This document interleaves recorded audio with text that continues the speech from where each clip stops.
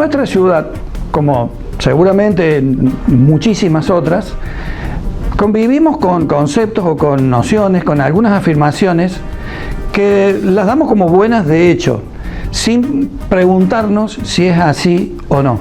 Estos conceptos, muchas veces transformados en certezas, definen la manera en la que vemos y entendemos la ciudad. Por eso proponemos interrogar esas cuestiones que parecen tan sólidas, esas certezas, ponerles pequeños signos de pregunta a cada una de esas afirmaciones. Poner a la ciudad en cuestión, en debate, volver a pensarla, pero no para buscar nuevas certezas, sino para analizarla sin estereotipos. Si vale como ejemplo, muchas veces decimos, Río Tercero es una ciudad industrial, o decimos, en esta ciudad el progreso es permanente. Entonces, la propuesta es ponerle signos de pregunta a esas afirmaciones. ¿Fue una ciudad industrial? ¿Lo es todavía? ¿El progreso, si fue permanente, aún lo es? ¿Lo será? Incluso cuando hablamos de progreso, ¿qué decimos cuando decimos progreso? Poner a la ciudad en cuestión no significa encontrar grandes respuestas, sino más bien enriquecer con nuevas preguntas.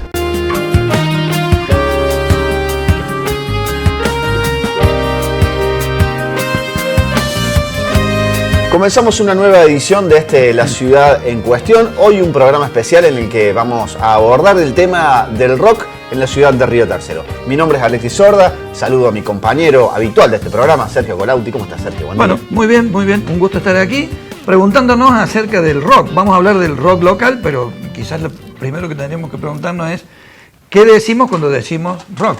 ¿Y qué decimos cuando decimos rock? ¿El rock es acaso una actitud o es solamente un ritmo musical? Bueno, es como se dice ahora una palabra polisémica, ¿no? que remite a muchos sentidos.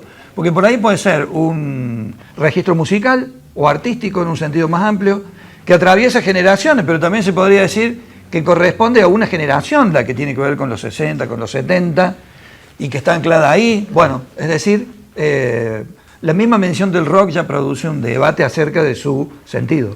También es interesante cómo el rock es creado internacionalmente, llega a la Argentina y también llega a la ciudad de Río Tercero y tiene grandes referentes. Y nosotros queremos preguntarnos sobre el rock local. Para eso trajimos a un histórico. Mirá, él fue integrante de la segunda banda de rock en la ciudad de Río Tercero. Es músico, corista, profesor y amigo nuestro. Estamos hablando de él. Y sobre todo una persona que siempre ha estado muy atenta a la evolución del rock en la ciudad. Estamos hablando de Orly Branca, que nos visita. ¿Cómo estás, Orly? ¿Cómo le va? Bueno. Muy bien, gracias. Gracias por estar invitado acá, la verdad. Contanos un poquito cómo viviste la evolución. Recién decíamos esto, el rock explota en la Argentina y también llega a la ciudad de Río Tercero. ¿Cómo llega siendo vos parte de una de esas primeras bandas, no? Bueno, la verdad que interesante pregunta.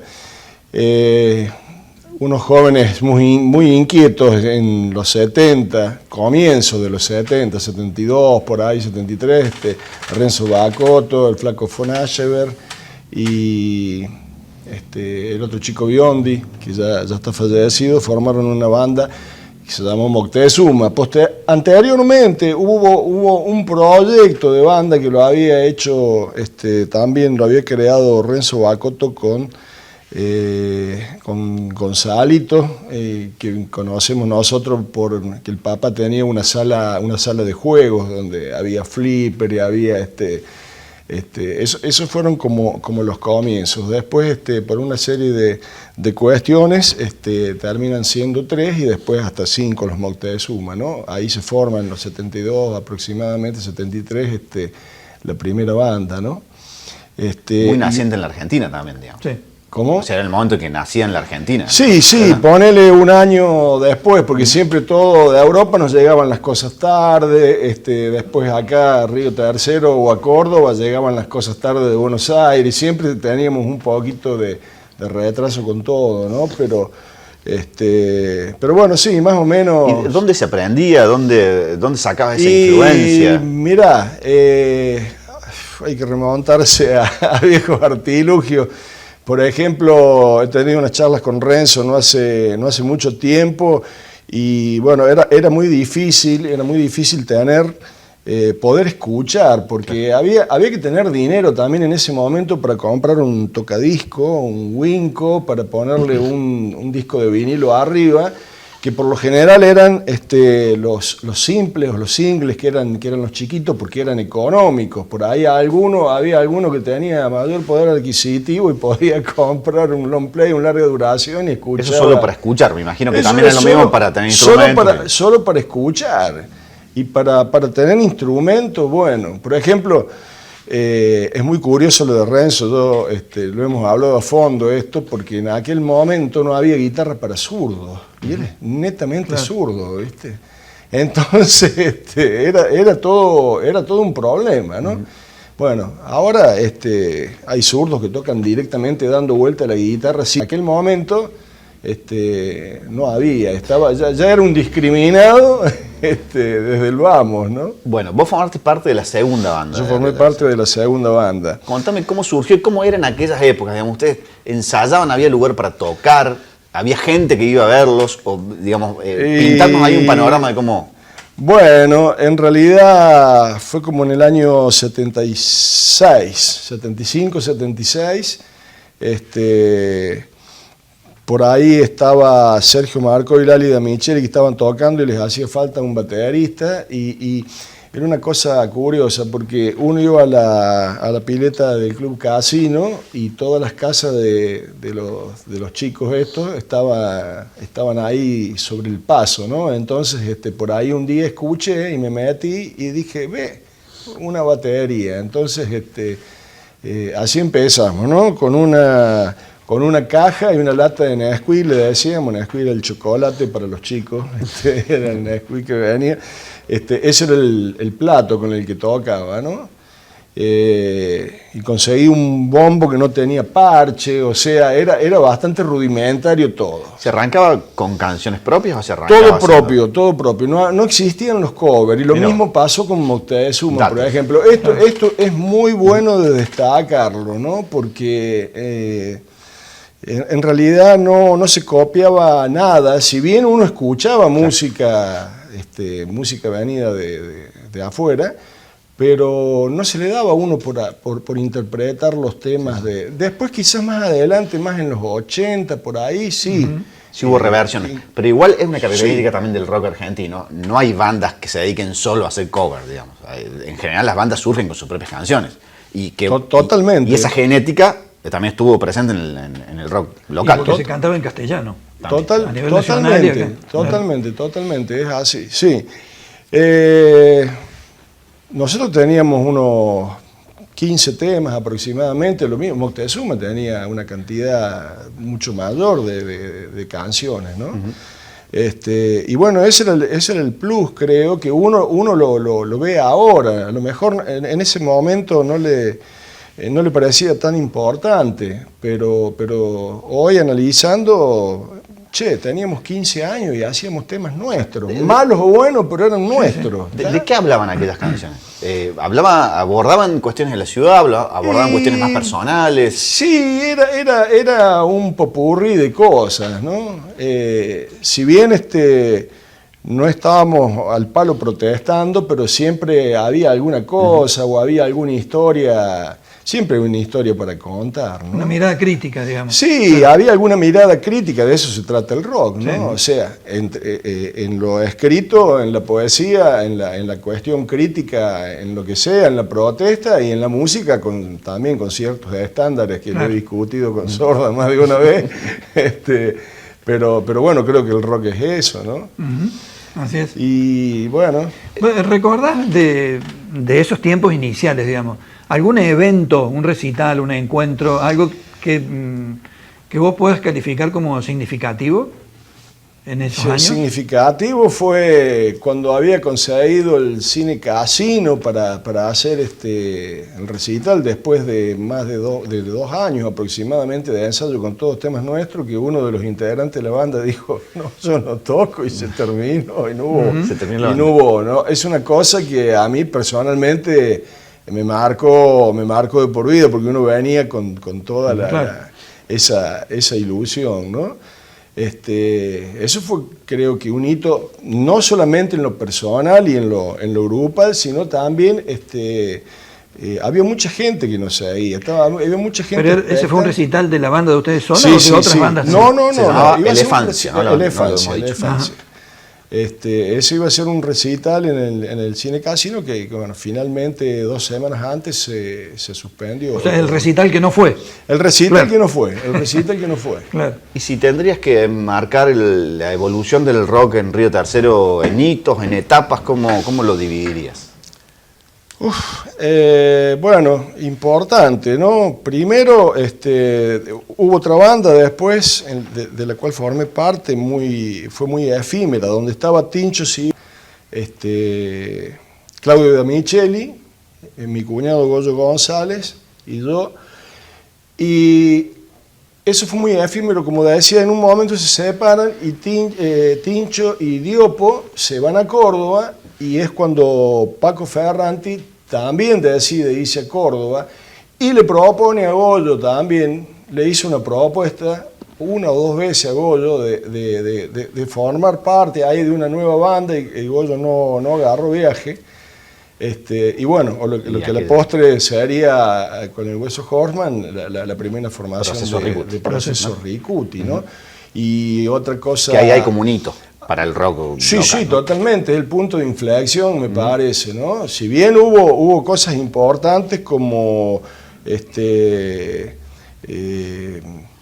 pero supongo que para los músicos locales ver una banda que con proyección nacional debe ser importante porque te impulsa, te abre caminos. Por supuesto, es ahí cuando se empiezan a poner mucho más las pilas las bandas emergentes o lo que viene. Dice, si llegaron, ¿por qué no? Podemos llegar también, ¿no?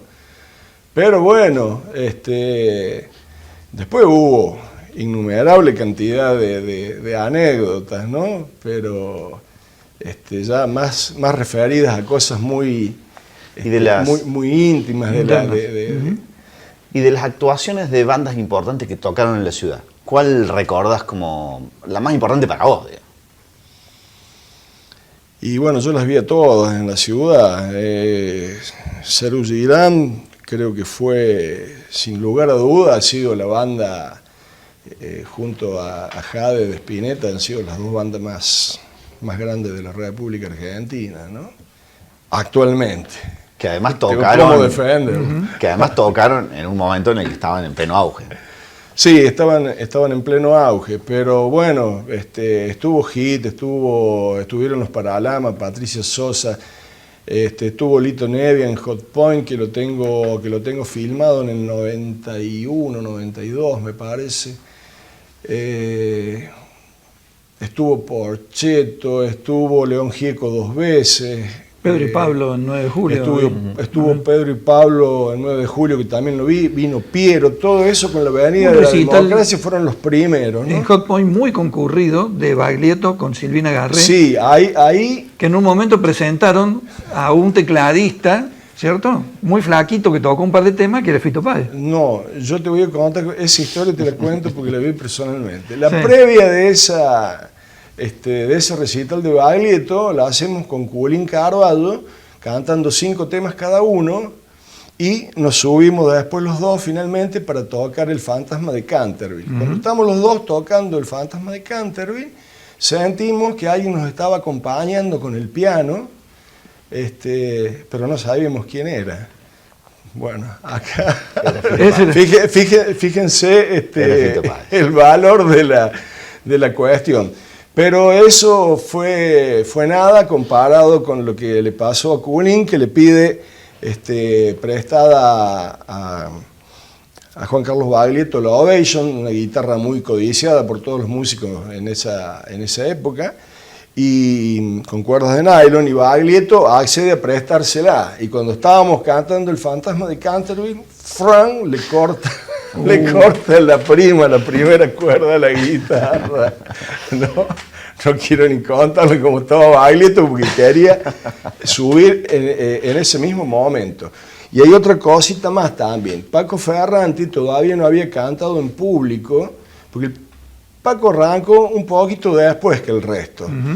¿no? Y le habían prometido que iba a cantar en ese recital, y Baglietto dijo, no, quiero subir ya, que fue cuando pasa lo de la guitarra. Entonces, el encargado del boliche en ese momento viene y me dice, che, decile a Ferranti que no puede subir. Y le digo, ¿yo? ¿Quién soy yo para decirle a Ferranti? Anda a decirle vos, Claro. anda a matarle la cabeza a vos, al músico, ¿no? Bueno, anécdotas, ¿no? Anécdotas. bueno. Esa es curiosa porque nos han contado recién de varios recitales que no fueron muy concurridos. Pero ese recital de Baglietto con Fito Páez 2.000 personas mínimo debe haber, o máximo. Recuerdo que era una noche de un calor insoportable y estaba lleno. Era Sí. lo que entraba parado en Hot Point, en la disco. Y tiempo después actuarían varias veces Divididos en la ciudad de Río Tercero. Hay una anécdota muy Bueno, conocida alrededor de Dividido una pelea fue en otro, sí, también. que se produce acá porque no llega el baterista. Babasónicos actuó Sí. cuando Una vez recién actuó arrancaban en los Polifemo 90. en Atlético. Polifemo en Atlético con David Lebón, eso fue en el 76. Con poca gente. Sí. Con poca gente también. Sí. Mira vos, ves, por ahí se me Sí. chipotean, pero sí, no, hubo varios. Bueno. La anécdota Maxi Carranza la sabe muy bien, la de Divididos, la llegada tarde de Gil Solá, que fue la última tocada con Divididos hasta que lo despidieron definitivamente, porque... Y hubo tiempo después, recordaba a Babasónicos en un boliche, pero cuando arrancaba Babasónicos todavía no eran tan populares. Tiempo después hubo un intento de festival que organizó la productora de José Palazzo en la ciudad de Río Tercero y que no salió muy bien. Ahí actuó Catupecu Macho, Babasónicos. Fue un festival en el Atlético que tenía como los números del momento. Bueno, no funcionó muy bien. Te voy a recordar algo. Hubo un centro cultural que se llamó Talamochita. Ah, sí. Sí. Sergio se debe acordar bastante bien, a comienzos de los 80, donde ahí se hizo una movida importante con todas las bandas locales y algunas bandas que no eran de Río Tercero. Había algo de Alma Fuerte, de Embalse, habían venido también músicos. Eso fue en el 82, o sea que estábamos recién casi arañando la democracia y habíamos organizado ahí, teníamos un espacio que la verdad que estaba bastante bueno, el patio tenía como un escenario y bueno, ahí sí, mitos y leyendas, un dúo de Alma Fuerte. No estuvo Paco Ferranti. Con Paco Ferranti en la sociedad española, que hoy ya es inexistente, Sí. Ahí sí hubo oportunidad de tocar muchas veces, ¿no? Todas estas movidas, estas organizaciones, músicos, Río Tercero es una ciudad importante donde se ha gestado mucha música a lo largo de la historia. Terminaría en los 90, post-90, post-2000, en la organización de lo que llamamos el Río Tercero No Durmay, que es un evento sumamente importante para el rock también, ¿no? Sí. Ahí queríamos repasar y tenemos el testimonio de uno de los organizadores del Río Tercero No Durmay, que vamos a escuchar ahora, porque surgió, esto yo no recordaba, también como un evento de bandas de rock principalmente. Pero Sí. lo va a contar Guillermo Vigleca a partir de este momento. ¿Te parece? Pero me parece perfecto. Lo escuchamos.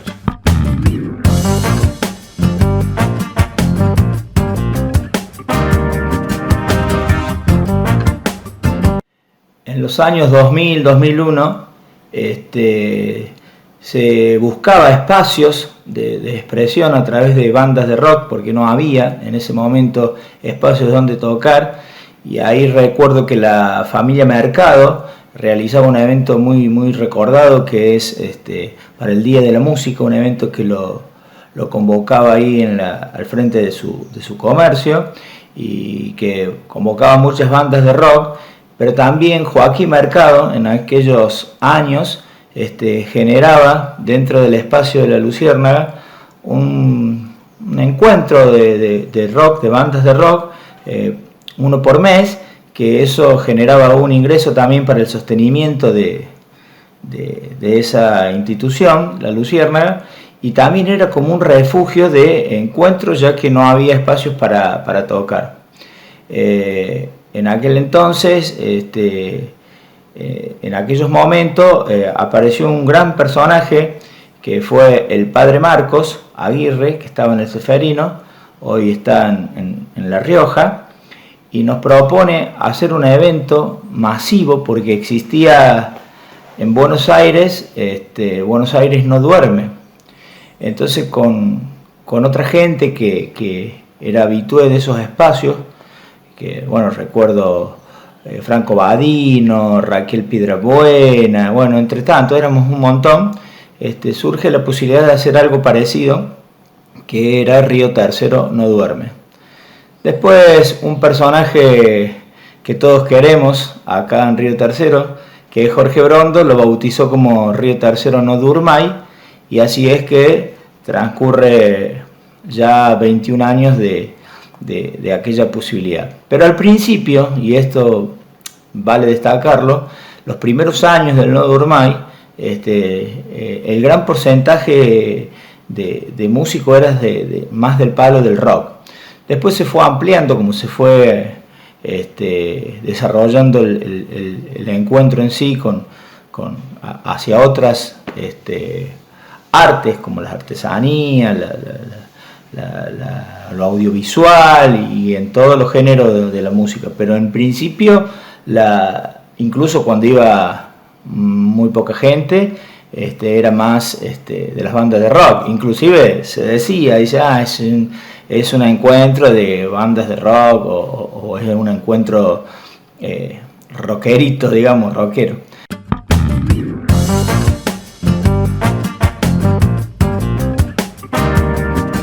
Muchas gracias, Guillermo Vileca. Yo no tenía el dato de que había surgido el No Durmai, un evento tan importante, un encuentro tan importante a partir de bandas de rock, ¿no? Sí, decisivo en la historia del rock local. Sí, así es. Nosotros queremos proponerle a Orly, que tiene esta perspectiva tan amplia de la historia del rock en la ciudad, si él tuviese que armar una banda, su banda ideal de rock en la historia, ¿quiénes serían esos integrantes? Importante, ¿no? La verdad que hay mucho material, pero sin lugar a dudas, baterista sería Marcos Brondo, tecladista sería Jorge Brondo, cantante sería Tincho Siboldi, bajista podría ser Fonsi de Enaro o Víctor Hugo Podetti, tengo algunas dudas con respecto a eso, y guitarrista Joaquín Mercado.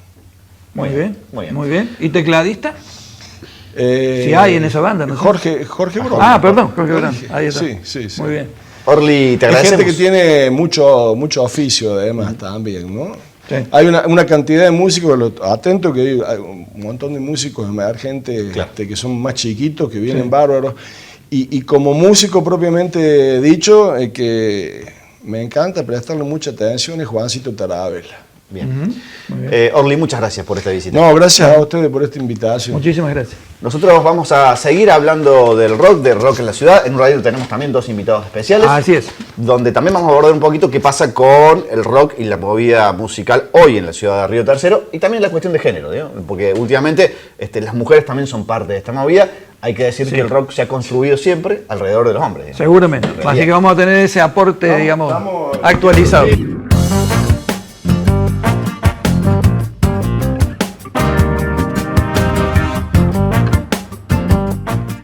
Hola, soy Gabriela Bernardis.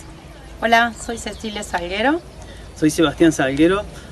Los tres somos ciudadanos riotercerenses y a 26 años de las explosiones de la fábrica militar de Río Tercero solicitamos justicia y como reparación histórica la creación de la Universidad Nacional de Río Tercero.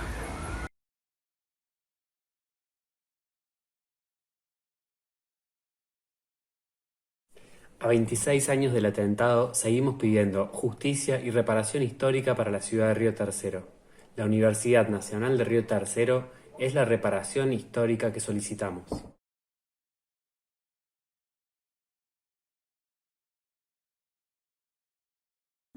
A 26 años del atentado, seguimos reclamando justicia.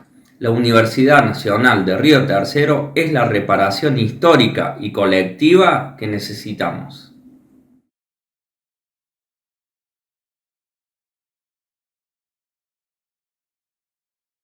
Yo estuve ahí, yo lo viví, yo lo sufrí.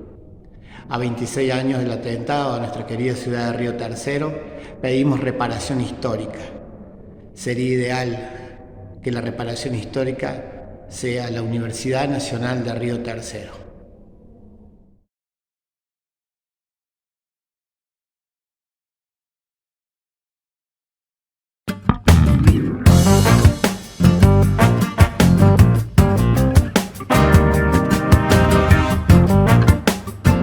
Comenzamos el segundo bloque desde la ciudad en cuestión, hoy hablando de un tema que nos es un más cómodo, Sergio Colautti, ¿no es cierto? Sí. Tenemos invitados especiales para seguir hablando sobre el rock en la ciudad de Río Tercero. Recién repasábamos la historia y tenemos como invitado aquí en el estudio a Maxi Carranza. Él es licenciado en letras, profesor de lengua y literatura, pero aquí está porque es uno de los periodistas que ha registrado cuestiones que tienen que ver con la música y el arte de los más importantes en la ciudad de Río Tercero. Y Juliana Racuso, que es música, está casi como representante de lo que podemos llamar las nuevas generaciones de músicos en la ciudad. ¿Cómo les va? Gracias por la invitación, un honor estar acá. Bueno, muchísimas gracias a ustedes por venir. Nosotros pensando este programa y en la continuidad de los programas anteriores, donde intentamos pensar la ciudad, hoy queremos pensarla desde la producción artística, o más puntualmente en este caso, desde la producción de eso que llamamos en un sentido muy general el rock, la producción del rock local.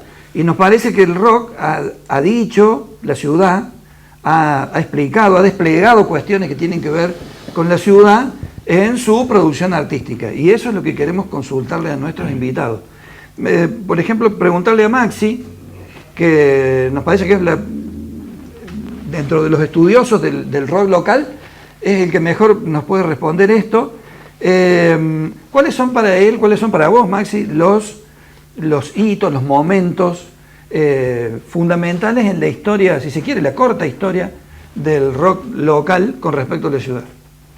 Bien, si hablamos de hito puntualmente, lo conversamos antes de iniciar el programa. Yo creo que no hay dudas de que Moctezuma, un grupo local, marcó de alguna manera con producción propia, que no era una propuesta musical tan fotocopiada de sus referentes, que es lo que pasó al principio. Empezó como una copia prácticamente sin diferencia, y con el paso del tiempo eso terminó generando lo que se denomina rock en español o rock argentino. Y en cuanto a la ciudad, en un primer momento es una banda de principios de los años 70. Por ejemplo, en el 1975 fue apertura, telonero, banda soporte, como se le diga, de Sui Generis, el año que se separa Sui Generis. En un recital en el 9 de julio tocó como en la previa Moctezuma. Y una cuestión interesante, es un grupo local de Río Tercero con un nombre que remite a los pueblos originarios, que eso llama mucho la atención. Estamos hablando principios de los años 70, 73, 74, 75, que no era muy común. Sí. A los pueblos de nuestro continente se los reivindica, pero mucho tiempo después, sí, en letras, en títulos, en canciones, en actitud, en vestimenta. Bueno, por ahí en esa época, en consonancia, estaba Arco Iris, que fue el primero quizás de los más conocidos que fusiona el folclore con lo que es el rock argentino, pero vamos desde el nombre, eso fue importante. Y como decía antes, las visitas, los grupos consagrados con trayectoria, renombre, que visitaron Río Tercero también genera como una fuerza, como un contagio.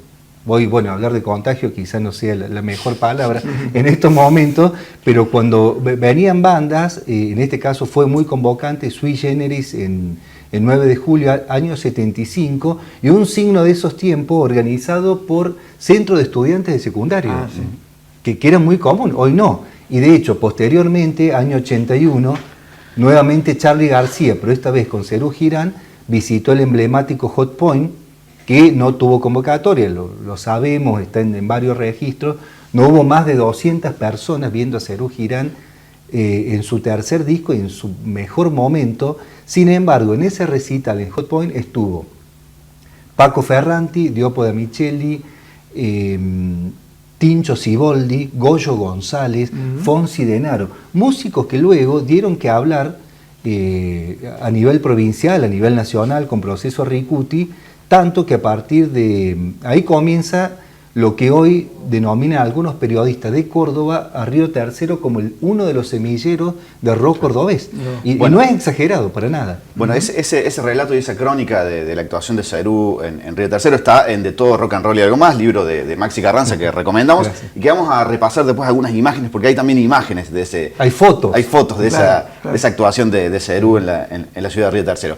¿Qué pasaba después, más década de los 90? Porque uno piensa, y hubo dos bandas por allí que salieron de Río Tercero y que tuvieron mucha popularidad. Estamos hablando de Profesor Ricuti y Los Mecánicos, que, cuando uno lo piensa, ¿no es cierto? Bueno, dos hechos fundamentales.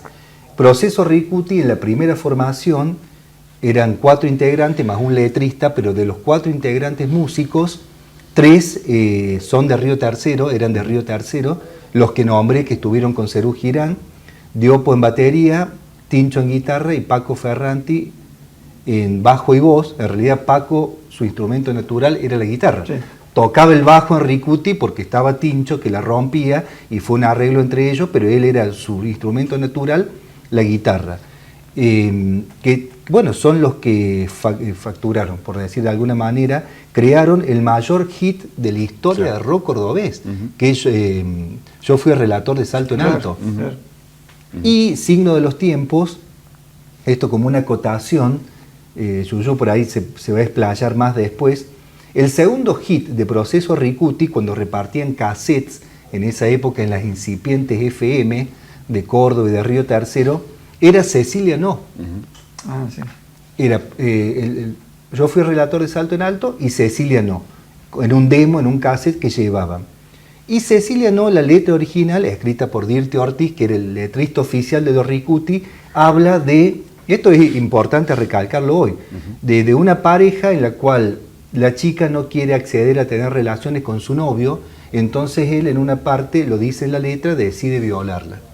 Dirty Ortiz, el autor de esta letra, padeció el cargo de conciencia durante 30 años de esa letra. Que una canción además, claro, que fue como un hit y todo. Un hit, y la cantaba todo el mundo. Entonces, esta es la historia de hace 2 años, lo llama Dirty Ortiz, Carlos Sada, cantante del grupo Sullivan, y le dice, mira, quiero grabar Cecilia No, porque la melodía es increíble. Dice, pero esa letra no da. Y le dice Dirty, menos mal que me llamaste, porque yo hace mucho que la quiero cambiar. Y tiene una nueva versión, Cecilia No, en el año 2019, con la letra cambiada por su autor. De hecho, Dirty pregunta con los Ricuti que si estaban de acuerdo, la mayoría respondió que sí, uno no le respondió, pero bueno, él lo tomó como que sí y le terminó cambiando. Eso marca de alguna manera como también el rock, y a nivel cordobés y río tercerense, se adapta a los tiempos. Claro, se deconstruye. Se deconstruye, total. Sí. Esa es la palabra que usa Dirty, de construir Cecilia No por lo que decía la letra. Bueno, y ahí nos dejaste ahí el pie justo para preguntarle a Yuyu cómo ves la movida musical. Yo no sé si ustedes, digamos, las nuevas generaciones, les gusta ponerse el título de rockeros o folcloristas o lo que sea, sino que son un poco más transgénero. Incluso también tienen una nueva mirada alrededor de las temáticas de las letras, ¿no? Completamente, sí. Yo creo que ya no nos estamos encasillando tanto en un género musical. De hecho, cuando a mí me preguntan, ¿y qué estilo haces? Y no sé qué responder, porque tiene, no sé, raíces de todos lados, de muchos géneros de música. Y con respecto a la temática, sí, completamente es diferente de esa época. Creo que quizá vamos más por temas sociales que necesitan ser nombrados, ¿no? Hablaba recién Maxi del semillero importante que fue Río Tercero allá en finales de los 80, 90. ¿Cómo ves hoy el semillero de músicos en la ciudad y en la región? Básicamente, también podemos pensarnos como parte de la provincia de Córdoba, ¿no? Sí, totalmente. Yo en ese momento se me ocurrió que, claro, yo conozco ahora un montón de jóvenes que no es que fueron, quizás no se formaron o no estudiaron música, pero de repente son tremendos músicos. Y creo que va un poco por eso, quizás sus padres, sus madres estuvieron en ese semillero, ¿no? Claro. Y entonces eso se renota. Bueno, yo quisiera agregar a lo que dice Yuyu, la importancia en la ciudad de tener, por ejemplo, en primer lugar, el Conservatorio de Músicos, donde ha salido tanta gente, colegios con orientación musical, que lo hay como el arte nuevo. Y recién lo comentaba Sergio, tener un evento que ya lleva 2 décadas como el Nodo Urmay, que tiene continuidad, que es para todo tipo de expresiones, sobre todo musicales, pero hay una oferta interesante. Eso hace, y al tener continuidad, no que sea una edición y quede en eso, sí. Al tener continuidad de tantos años, va generando como un movimiento, como que se espere, como que se preparen. Y de hecho, artistas de toda la provincia y de otros lados quieren estar en el Nodo Urmay. Ya genera, es un polo de atracción y es algo que sabemos totalmente autogestionado y a beneficio, que son por ahí patas o pilares que no hay que olvidar porque contribuyen a la causa, por decirlo de alguna manera. Incluso se produce digo que lo hace muy genuino, claro, como propuesta, porque no es una propuesta institucional, ni oficial, ni comercial, como que viene bien desde abajo y durante muchos años creciendo. Y a su vez convoca un montón, sí, o sea, todos los artistas ahora referencia es el escenario que queremos habitar. Públicos impensados 10 años atrás, claro, ¿no? que alrededor del Nodo Urmay. Sí.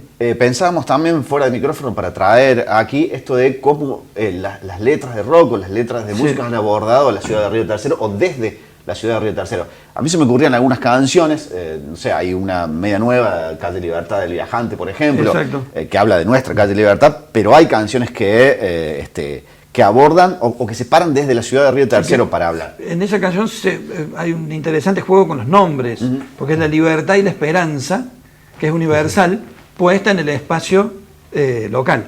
Y no lo va a decir ella porque es la autora, pero Yuyu tiene una canción que se llama Sola al Río, que la pueden ver, buscar, y que también habla de alguien. No es tan rockera, pero sí habla del río de Río Tercero. De nuestro río. Maxi, ¿vos qué pensás cuando se piensa en canciones que abordan a la ciudad? Sí, esa es una buena pregunta, un planteo muy interesante, porque no hay tantas como uno piensa. Sí.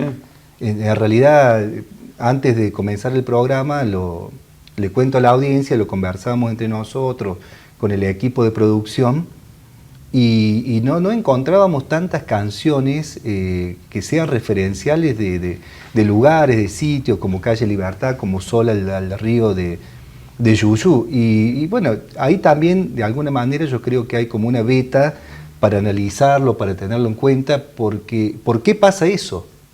De que las letras por ahí son o más metafóricas o sin indicios de lugares o fotográficas, que tenemos una que quizás... Estoy pensando en Ate los Perros, que tenía una canción que yo no recuerdo el nombre, pero que habla de personajes de la ciudad de Río Tercero. Y creo que no está, o está grabada, pero no está difundida esa canción. Pero sí, hay. A la que habría que sumar una canción que es como una síntesis de la historia local, la del Darío Comba, la canción de Río Tercero, que tiene, a diferencia de otras canciones que se hacen con respecto a la ciudad, no tiene un tono celebratorio o concesivo, digamos, sino que es un tono más bien crítico. Es interesante porque hay una mirada crítica sobre la historia local. Claro. Hablando de eso, también tuve un amigo que es Juan Tarabella, que tiene una canción que se llama Quizás el pueblo no es el problema. Yo la verdad que no lo hablé con él, pero estoy casi segura de que habla Río Tercero. Claro, claro. ¿Y cómo ven las perspectivas? Ya no sé si ponerle ya el título de rock, pero la perspectiva de la música en la ciudad de Río Tercero, teniendo en cuenta todo esto que venimos charlando, su historia, el presente, los nuevos músicos. Bueno, por mi parte, la producción no tiene antecedentes. En el caso mío, que soy periodista cultural y de rock, hay momentos que hay tanta producción que no alcanzo a cubrirla, lo cual está buenísimo porque uno pareciera que no pasa nada y espera el gran momento que Río Tercero se destape, y cuando se destapa la ola como que te tapa, porque yo lo digo en esto como periodista de gráfica sobre todo, no alcanzo a cubrir, todas las semanas sale un single, una realización audiovisual, hay propuestas que sin desmerecer otros lugares, o por ahí no conozco tanto. Villa María sabemos que tiene una oferta, tiene la universidad con orientación en música popular, lo cual también es un caldo de cultivo de un montón de propuestas. Pero Río Tercero es increíble y sobre todo lo que es dentro del rock, lo que es más el indie, el pop, cantautoras. Yo creo que es un momento único y que por ahí no se está reflejando a nivel prensa, digamos, como que nadie lo tiene muy en cuenta lo que está sucediendo. Y lo interesante, que esto lo acentuó la pandemia, producciones que se hacen desde Río Tercero. Antes era un rock desterritorializado, por decirlo de alguna manera. Se tenían que ir, los Ricuti se fueron a Córdoba y de Córdoba a grabar a Buenos Aires. Hoy con el home studio se puede grabar con una calidad bastante buena, producciones locales, y eso es lo que está pasando acá. O sea, hay autores, hay músicos, hay productores, hay realizadores audiovisuales. Quizás lo que estaría faltando, esto yo lo hablo con algunos músicos, es difundir mejor sus propuestas, que llegue a otros lados, que toquen en un lugar y que manden una gacetilla automáticamente, si medios tampoco es que seamos muchos los que estamos más dedicados a rock. Bueno, falta eso, digamos, profesionalizar en el buen sentido, si cabe la palabra, lo que se está haciendo, porque en realidad, yo lo digo como periodista de rock, no doy abasto, más allá de que me dedico a la docencia, para cubrir todo lo que se hace, que está buenísimo. Es el momento que yo esperé toda mi vida. ¿Coincidís en esto, Yuyu? Quiero decir, en la cuestión de que hay artistas, se está produciendo, pero también noto que las nuevas generaciones tienen otros sistemas de comunicación, digamos. Totalmente, sí. Tal vez prescinden de los medios de comunicación. Sí, quizás no utilizamos esos medios de comunicación, ¿no? O quizás no somos tan formales también. Lo que pasa es que hay que hacer todo, tenés que ser música, tenés que buscarte la fecha, tenés que buscar que gente vaya, tenés que vos hacerte tu publicidad, es un montón. Pero sí, coincido, quizás no usamos las mismas herramientas que se... Sí, es una generación atravesada por las redes. Los chicos que tienen 20 años, 21 años. Y por ahí, bueno, cuesta el acceso a lo que son los medios más tradicionales. Claro, más masivos. Claro, o masivos, que no es que no quieran difundir o publicar. En realidad, cosas y no alcanzan a cubrir eventos o a llamar. Entonces, ayuda, colabora y sirve siempre una gacetilla, por más que no se publique.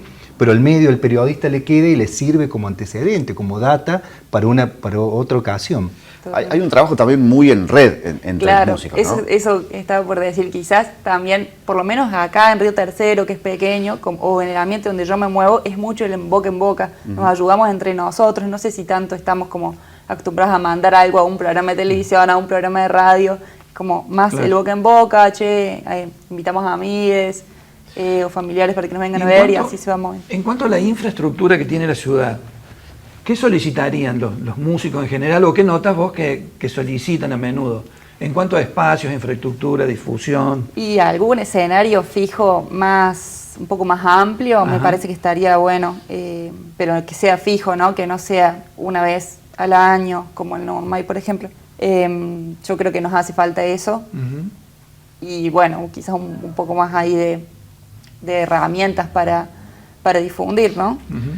Han estado trabajando el último tiempo, y yo quiero recomendar esto, alrededor de sesiones en el Bondi. Contanos un poquito de qué se trata de trabajo. Digo, para dejarle a la gente que está mirando un link para que vaya a ver por dónde está pasando la movida hoy. Sí, totalmente. Bueno, justo ahora está un poquito frenado porque no estoy dando gasto, pero encuentros en el Bondi, o sesiones en el Bondi en realidad, surge de en plena pandemia, cuando no podíamos salir a tocar, y nos juntábamos, yo vivo en el Bondi, nos juntábamos en mi casa a tocar y nos empezaron a dar como ganas o sentir esta necesidad de compartir eso que estábamos viviendo, que era increíble. Cada vez que nos juntamos a tocar, a zapar o a ensayar, salen cosas muy lindas y está buenísimo compartirlas, y en ese momento no estábamos pudiendo porque no podíamos tocar, decidimos hacer un audiovisual del momento. Y la idea es que justamente sean, hasta ahora creo que hay 5 o 6 encuentros, no solo música, también es danza, pero la idea es que se den a conocer proyectos que quizás todavía no tenían un audiovisual, como por ejemplo tiro a Aura. La banda se formó y todavía no tenían ninguna forma de que alguien los conociera, porque no habían tocado nunca en vivo y porque no habían hecho ningún video, ninguna canción todavía. Entonces esa fue la primera presentación de la banda, por ejemplo. Esa es la idea de sesiones en el Bondi, ¿no? Que dar a conocer artistas que... Sí, y una producción audiovisual que se hace en Río Tercero, con músicas de Río Tercero. Bueno, también no quería saltear esto, digo, la presencia de las mujeres hoy en día en el ambiente de la música es mucho más importante que hace un tiempo. Totalmente, y alegre de que sea así. Creo que todavía falta más por trabajar, pero bueno. Sí, en un género que fue tradicionalmente machista, claro, digamos. Claro. Eso le quería preguntar. Hay que reconocer. Digamos, ¿qué ha pasado con la mujer en el bueno, rock? la gran revolución, si hablamos como muchos postulan, que el rock está muerto, que ya no tiene nada que ofrecer, que se lo comió el sistema, que es mainstream. Yo creo que la revolución actual, no solamente en la música o en el rock o lo que queda de él, es la presencia femenina y que ya está deconstruido en cuanto a género, porque ya va más allá de eso. Y otra cosa que quiero agregar, que a mí me llama mucho la atención, comparando con épocas anteriores, cómo los músicos de esta generación colaboran mucho entre ellos. En cuanto a festivales, eventos. Si no son como islas, digamos. Eso lo hablamos mucho con Alexis. Bueno, que antes yo recuerdo había 2 o 3 grupos y todos se peleaban para ver en Río Tercero el que llevaba 3 personas más que el otro. En vez de sumar e ir para adelante, siempre estaba esa competencia que no llevaba a ningún lado. De alguna manera, no sé si porque son más jóvenes o otra mirada, entendieron que uniéndose, como dice el viejo dicho, si bien cada uno mantiene sus propias características, estilos, propuestas, pero es la única manera de ir para adelante en la época de la independencia. No queda otra, además. Totalmente, nosotros nos movemos, nos acompañamos, si alguien toca sí o sí, vamos todos a ver esa banda. Sí, ni siquiera creo que haya sido una cuestión de entendimiento, sino que está ya, digamos, en otro chip, por así claro, decirlo. socialmente ya está así. Ya está. No, menos competencia y más. Bueno, por último, vos querías comprometerlos a las bandas que armen las bandas ideales. Era como un desafío, casi como un juego que queríamos hacer, en algún sentido homenajeando a los músicos y a los músicos que se nombren a otros en esos apellidos, y también como para dejar un registro de síntesis, ¿no?, sobre el movimiento de rock en la historia de la ciudad. Entonces pensamos, ¿cómo armaríamos una banda ideal, ya sea con músicos que estuvieron aquí, que no están ahora, que no tocan más, etcétera, etcétera, o los que sí están, los nuevos? ¿Cómo armaríamos una banda ideal hoy por hoy? A lo mejor sumando. Nos hicieron pensar. Sí. Esa es la más difícil, pero no tardé mucho. En voz voy a empezar porque el cantante siempre es como el más atractivo, la estampita, diría el Indio Solari. Fernando Pupo Almada. En mi caso, en bajo Fonsi de Naro, histórico. Bien. Hoy en Los Cocineros, entre otros proyectos. En teclados, voz y también composición, Jorlan Brondo, sin dudas. Y dando pie a las nuevas generaciones, en batería, el Fran Valenzuela, sin dudas. Bien. Mira la banda ya. Qué bandita. Fijo. Bueno, yo voy a empezar al revés. Así voy a empezar con el Colo Valenzuela, en batería, sí o sí. Vos vas a tener que agregar perspectiva de género a la banda de Exactamente. Pensaba en voz, en la Paula Rodríguez, en la negra. Me parece que su voz re da para el rock. Después pensaba, bueno, en teclas, al Juanpi Escobar. Y en guitarra, qué complicado, ¿no? Qué dilema. Qué amplio. Yo pondría en guitarra como base a la Pauli Álvarez, que es una de las chicas de Aura. Y quizás como en primera guitarra podría ir el Joaquín Mercado, ¿no? Bien. Mira la banda. Muy bueno. Super banda. Surgió ahora en el momento. Que a mí me faltó el guitarrista, ahora lo estoy pensando. Claro, quizás tu banda no tenía guitarrista. No, bueno, Joaquín Mercado, vamos coincidiendo prácticamente, y lo pondría el Juan Coria de la nueva generación. Uy, claro. Sin dudas. Totalmente. Sin dudas. Se pelearían por algunos músicos si tendrán que armar. Sí, va a haber conflicto de contrato. No hay problema, porque eso es lo que tampoco hay problema ahora. Tenemos como 4 bandas que tocamos más o menos todos en las mismas, pero van variando. Sí, de hecho la banda que vos integrás va mutando en otras bandas, ¿no? Con los mismos integrantes. Totalmente. Bueno, muy bien. Muchas gracias por esta visita. Gracias a ustedes, un honor. Muchísimas gracias. Creo que hemos ahondado un poco en la historia y un poco en el presente del rock. Sí, en la historia presente y en el sentido de la producción del rock de antes y del presente. En un ratito cerramos el programa de la edición de hoy.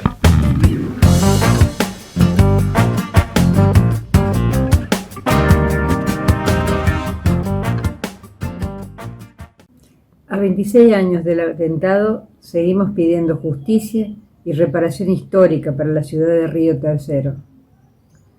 La Universidad Nacional de Río Tercero es la reparación colectiva que necesitamos.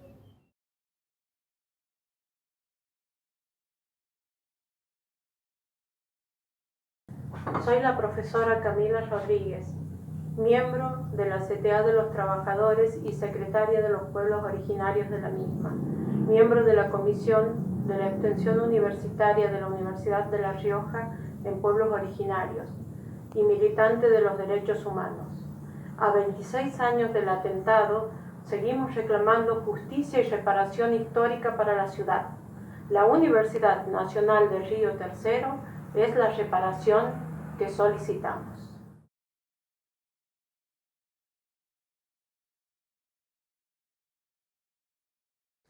A 26 años del atentado, seguimos pidiendo justicia y reparación histórica para la ciudad de Río Tercero.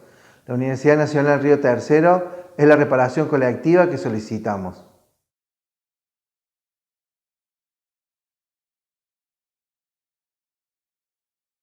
Soy Mariana Mandakovic, secretaria general del Círculo Sindical de la Prensa y la Comunicación. A 26 años del atentado de Río Tercero, seguimos reclamando justicia y reparación histórica. Por eso, la comunidad de Río Tercero quiere una universidad nacional. Esa es la reparación colectiva e histórica que necesitan.